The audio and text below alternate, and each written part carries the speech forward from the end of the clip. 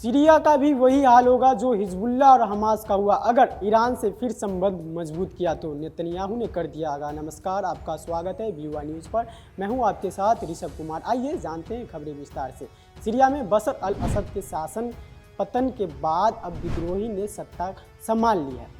इस बीच इजराइल के प्रधानमंत्री बेंजामिन नेतन्याहू ने सीरिया को नई चेतावनी दे दी है। नेतन्याहू ने मंगलवार को कहा कि इजराइल सीरिया के आंतरिक मामलों में हस्तक्षेप करने का कोई इरादा नहीं रखता।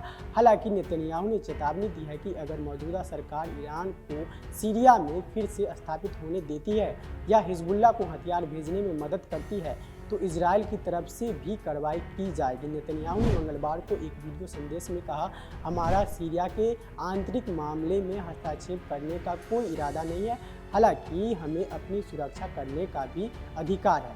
नेतन्याहू ने यह भी कहा कि वह सीरिया में जो हमले कर रहे हैं उसका लक्ष्य सीरिया सेना द्वारा छोड़ी गई सैन्य क्षमताओं को बर्बाद करना है ताकि वे जिहादी के हाथों में न पड़े। नेतन्याहू ने आगे कहा, हम सीरिया में नई सरकार के साथ रिश्ते रखना चाहते हैं, लेकिन अगर यह सरकार सीरिया ईरान को फिर से ठिकाना देती है या ईरानी हथियार या किसी भी तरह के हथियार को हिजबुल्लाह को पहुंचाती है या फिर हम पर हमला करने देती है तो जवाब देंगे और इसकी कीमत वसूलेंगे। पिछली सरकार के साथ जो हुआ वही इस सरकार के साथ भी होगा।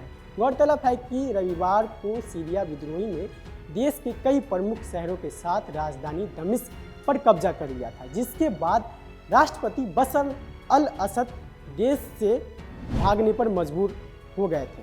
असद परिवार के पतन को नेतन्याहू ने मिडिल ईस्ट के लिए ऐतिहासिक दिन बताया था। सीरिया की कमान अब विद्रोही गुटों ने संभाल ली है। मंगलवार को तहरीर अल शाम के प्रमुख अबू मोहम्मद अल जिलानी विद्रोही मोहम्मद अल बशीर को कार्यवाहक सरकार का प्रमुख नियुक्त किया गया था। इस खबर पे आपकी क्या राय है, हमें कमेंट सेक्शन में जरूर बताइए।